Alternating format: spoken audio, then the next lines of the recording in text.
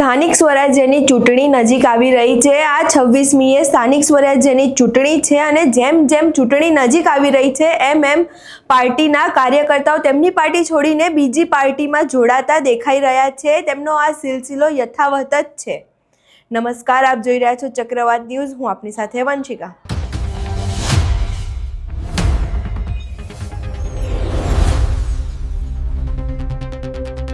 જામનગરની સ્થાનિક સ્વરાજ્યની ચૂંટણી પૂર્વે કોંગ્રેસમાં મોટી સંખ્યામાં વિવિધ પક્ષના આગેવાનો જોડાવાનો સિલસિલો યથાવત રહેતા રાજકારણમાં નવા જૂનીના એંધાણ।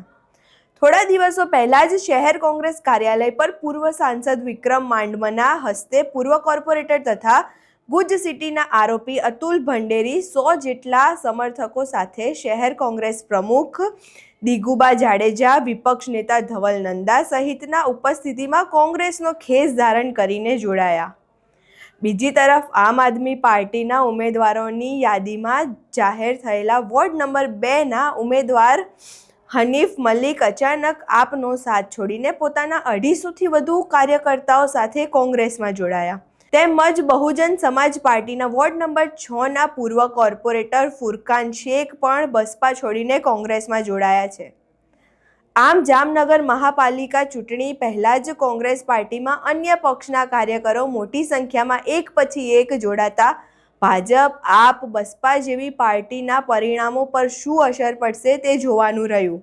મારા સાથે 200થી 2800 કાર્યકરો જોડાયા। હું આમ આદમી પાર્ટીની અંદરમાં ઉપપ્રમુખનો હોદ્દો ધરાવતો હતો। આમ આદમી પાર્ટીએ મને ટિકિટ પણ ફાળવેલી હતી। એના પરથી હું આમ આદમી પાર્ટીનો આભાર માનું છું કે મને ટિકિટ ફાળવી હતી। પણ મારા વિસ્તારની અંદરમાં લોકોની એ ઈચ્છા હતી કે હું કોંગ્રેસમાં લડું ને મારી એ વર્ષોથી એ ઈચ્છા હતી કે મને કોંગ્રેસ એક વખત ટિકિટ આપે। એટલે હું અત્યારે આમ આદમી છોડી અને કોંગ્રેસમાં જોડાયો છું। કરે છે કોંગ્રેસની નીતિ રીતિ, કોંગ્રેસની વિચારધારા, કોંગ્રેસ આ દેશ માટે શું કર્યું, કોંગ્રેસ આ જામનગરની જનતા માટે શું કરશે, એ વિચારોથી પ્રભાવિત થઈને અલગ અલગ પાર્ટીના ચૂંટાયેલા લોકો, ટિકિટો મળેલા લોકો કોંગ્રેસ જોઈન્ટ કરી રહ્યા છે। અમે એમને દિલથી આવકારીએ છીએ અને ભૂતકાળની અંદર આ બધા મિત્રો ક્યાંક ને ક્યાંક કોંગ્રેસની વિચારધારાથી સંકળાયેલા હતા। એટલા માટે આજે કોંગ્રેસ પાર્ટીની અંદર જે લોકો આવે છે એને દિલથી કોંગ્રેસ પરિવાર વતી હું આવકારું। હા, હું હિન્દુસ્તાનની એક પણ પાર્ટી એવી દેખાડો કે જેના નેતાઓ ઉપર ગુનો દાખલ ન થયો હોય। ભયંકર ગુનાઓ હોય તોય મિનિસ્ટર હોય। આજ કેન્દ્રની અંદર પણ મિનિસ્ટરો છે કે જેના ઉપર આવા કેસો ચાલે છે।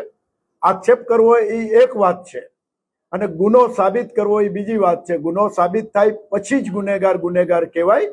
આજે તો જેના ઉપર ગુના સાબિત થયા છે એવા કેન્દ્રમાં અને રાજ્યમાં ભારતીય જનતા પાર્ટીના કેટલાય લોકો મિનિસ્ટર થઈને બેઠા છે। શું આ ચૂંટણી નજીક આવી રહી છે અને જેમ જેમ પોતાની પાર્ટીમાંથી કાર્યકર્તાઓ બીજી પાર્ટીમાં જઈ રહ્યા છે તો તેમની પાર્ટીને કેટલું નુકસાન થાય છે તેમને કમેન્ટ બોક્સમાં જરૂરથી જણાવજો। રિપોર્ટર મનીષ પંડ્યા, જામનગર। અમારો વિડીયો પસંદ આવ્યો હોય તો લાઈક કરો, શેર કરો અને સબસ્ક્રાઈબ કરવાનું ભૂલશો નહીં। નમસ્કાર।